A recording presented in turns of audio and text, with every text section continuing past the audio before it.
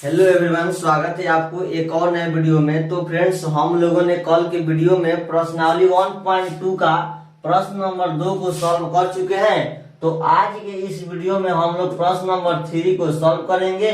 तो आप वीडियो के अंत तक बने रहिएगा। थोड़ा सा भी स्किप करेंगे तो आपको समझ में नहीं आएगा। अगर आप इनको देख लेते हैं तो आपका प्रश्न नंबर 3 आज कंप्लीट हो जाएगा।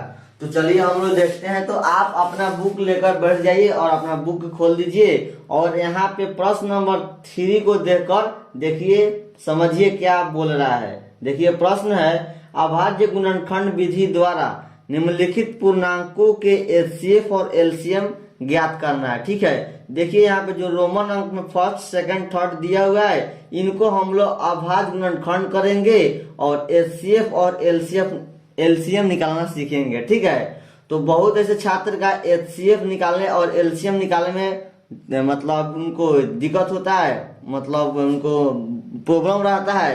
तो उनको हम लोग ऐसे सिखाएंगे कि आप जिंदगी में भी कभी नहीं भूल पाएंगे। ऐसे हम आप लोगों को सिखा देंगे। तो चलिए, आपका फर्स्ट प्रश्न यहाँ पे 12, 15 और 21 है। इनको देखते हैं, उसके बाद सेकंड देखेंगे, उसके बाद थर्ड देखेंगे। तो आप यहाँ पर ध्यान देंगे। फर्स्ट प्रश्न अपना बुक में देखिए, यह प्रश्न लिखा हुआ है और इनको करेंगे हम लोग हल। तो सॉल्व करेंगे। तो सबसे प्रथम आपको यहाँ पर लिखना है हल। ठीक है, अपना कॉपी पर लिखना है और अपना फेयर का कॉपी बना सकते हैं। ठीक है, तो हल में लिखेंगे 12, 15 और 21। तो सबसे प्रथम हम लोग यहाँ पर लेंगे 12 को, उसके बाद हम लोग लेंगे यहाँ पे 15 यानी 15 को, उसके बाद लेंगे हम लोग 21 21 को। ठीक है, उसके बाद हम लोग करेंगे अभाज्य गुणनखंड। तो आपको अभाज्य गुणनखंड आना चाहिए। तो फर्स्ट में हम लोग 12 को करेंगे अभाज्य गुणनखंड। तो चलिए हम लोग यहाँ पे अभाज्य गुणनखंड कर लेते हैं। तो अभाज्य गुणनखंड आपको आना चाहिए। अगर आप यहाँ पे 2 से लगाते हैं तो आपका आ जाएगा 2 छक 12। उसके बाद फिर 2 से लगाते हैं तो 2 तिहाई 6 आ जाएगा। उसके बाद आगे लगने का वाला नहीं है, उसके बाद आगे नहीं लगेगा। तो उसके बाद हम लोग क्या करेंगे, फर्स्ट में 2 यह है, सेकंड 2 यह है और थर्ड में आपका 3 है। तो यहाँ पे हो गया आपका 12 का गुणनखंड हो जाएगा। ठीक है, तो हम लोग इनको मिटा लेते हैं। 1 सेकंड। तो देखिए आपका 12 हो गया। उसके बाद हम लोग करेंगे 15 का। ठीक है, 15 का गुणनखंड, मतलब आपको सभी के सभी गुणनखंड करके एलसीएम और एचसीएफ निकाला जाएगा। अगर आप यहाँ पे 2 से लगाते हैं तो 15, 2 से लगने वाला नहीं है, 2 का 12 15 नहीं है। यहाँ पे डायरेक्ट आप 3 से लगाइए, 3 से लग जाएगा, 3 5 15। उसके बाद आगे आप नहीं लगा सकते हैं, सिर्फ 5 है, 5 लगाएंगे नीचे 1 आ जाएगा, कोई उसका मतलब नहीं रहता है। 5 यहाँ पे भी छोड़ सकते हैं। तो आपका गुणनखंड कितना गया 3 और गुणे यह आपका 5 हो जाएगा। ठीक है, आप लोग यहाँ तक समझ रहे होंगे। हम जानते हैं कि आप लोग गुणनखंड कर लेंगे, मतलब बहुत ऐसे छात्र का गुणनखंड करने नहीं आएगा, मतलब कैसे यह हो गया, इसलिए मैंने यहाँ पे आपको बता रहा हूँ। उसके बाद 21 का गुणनखंड करेंगे। तो 21 का गुणनखंड करेंगे तो देखिए, अगर आप यहाँ पे 2 से लगाते हैं तो 2 का पहाड़ा में 21 है, नहीं है, तो आप 2 को छोड़िए, आगे बढ़िए।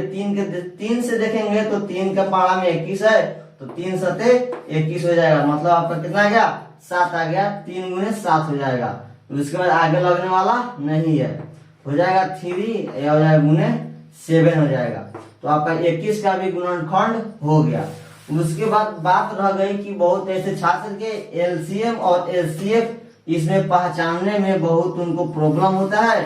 तो आप लोग यहाँ पे कंसंट्रेट के साथ ध्यान देंगे तो आपका एलसीएम और एचसीएफ निकालने का कोई प्रॉब्लम नहीं रह जाएगा। तो फर्स्ट में हम लोग यहाँ पे एचसीएफ को निकालते हैं। तो देखिए, आपको एक बात ध्यान रखना होगा, एचसीएफ निकालने के लिए आपको इस अंक में, मतलब इस संख्या में और इस संख्या में और इस संख्या में आपको कोई भी अंक हो वह मिलना चाहिए। जैसे कि अगर आप यहाँ पे फर्स्ट में 2 को देखते हैं तो 2 इन दोनों में होना चाहिए। तो देखिए इन दोनों में 2 है, नहीं है। फिर भी इस 2 को देखेंगे तो इसमें नहीं है, तो हम लोग 2 को छोड़ देंगे। किसके लिए, एचसीएफ निकालने के लिए हम लोगों को सभी के सभी मिलाना पड़ेगा। तो हम लोग देखे 2, तो 2 इसमें है लेकिन इन दोनों में नहीं है।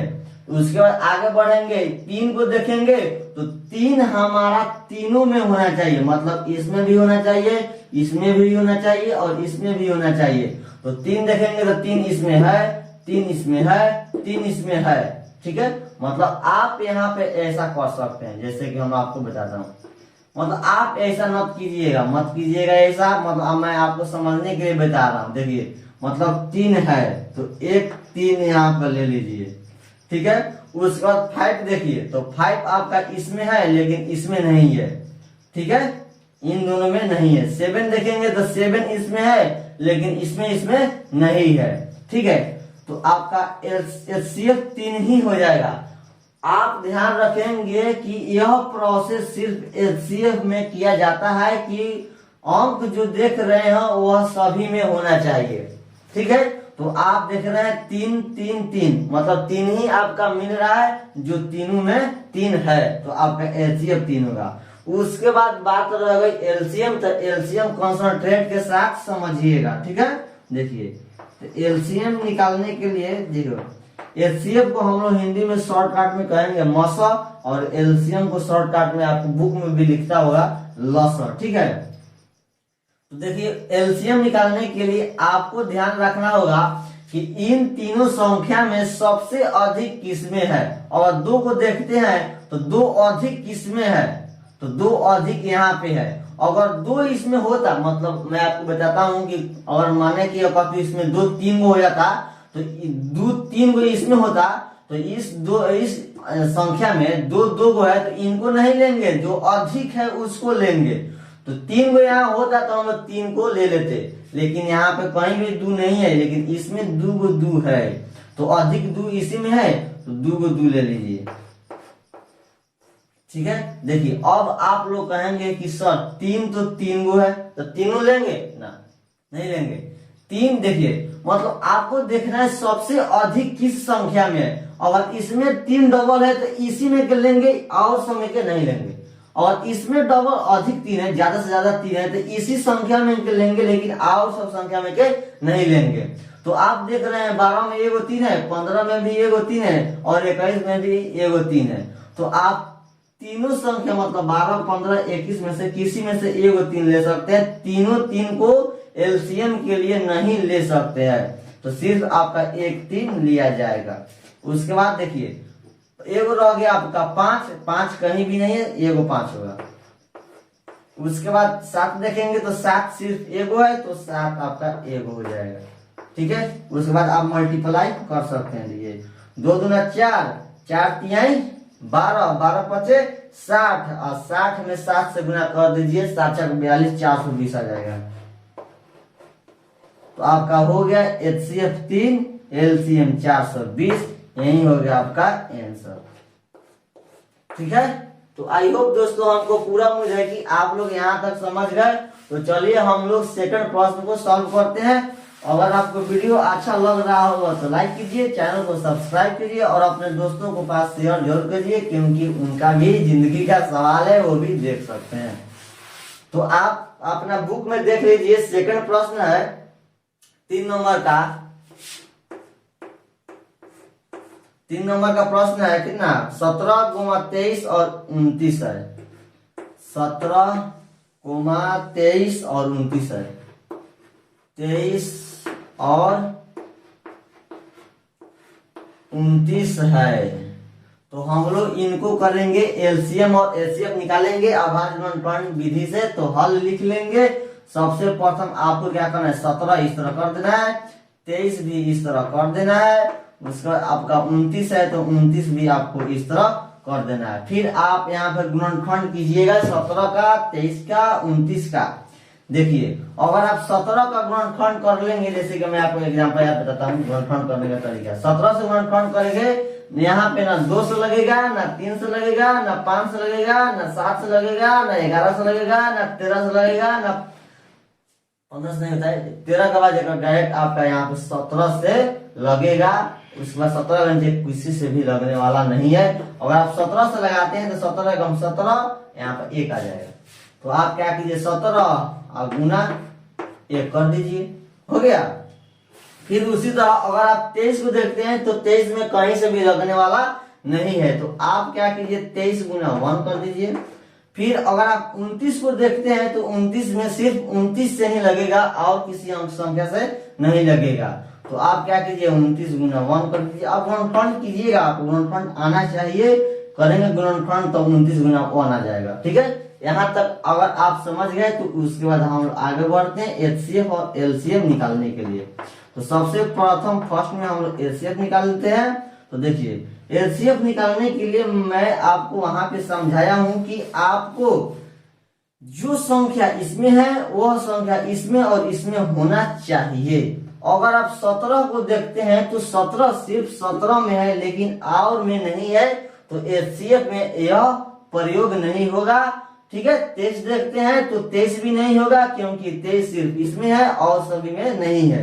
29 को देखेंगे तो वही होगा, 29 सिर्फ इसमें है और सभी में नहीं है, तो 29 का भी उपयोग नहीं होगा इसे। यहाँ पे एचसीएफ के लिए, एलसीएम के लिए अलग होता है। ठीक है, एचसीएफ के लिए। और आप एक को देखते हैं तो एक आपका तीनों में मिल जा रहा है, तो आप क्या कीजिए, इसको आप मैं आपको बताने के लिए इस तरह कर देता हूँ। तो आपका एचसीएफ एक ही मिल रहा है, तो आपका एचसीएफ क्या हो जाएगा, एक हो जाएगा।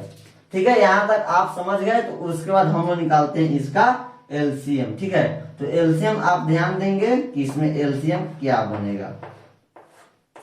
तो एलसीएम देखिए, तो एलसीएम के लिए देखना है कि सबसे अधिक संख्या किसमें रहता है, तो इसमें तो कोई गुणनफल ज्यादा है नहीं, 17 है, 17 है, 23 है, 29 है। ठीक है, तो लिख लीजिए, आप सभी के सभी गुना करना पड़ेगा आपको, 17 और 23 है 29 में। तो 17 गुना हो जाएगा 23 और गुना हो जाएगा आपका 29। और देखिए एक एक एक मिला है तो आप गुना में एक लिख सकते हैं या नहीं लिखेंगे तो भी चल जाएगा। वो एक में किसी संख्या से गुना कीजिए, एक में तो उतना ही आंसर आता है।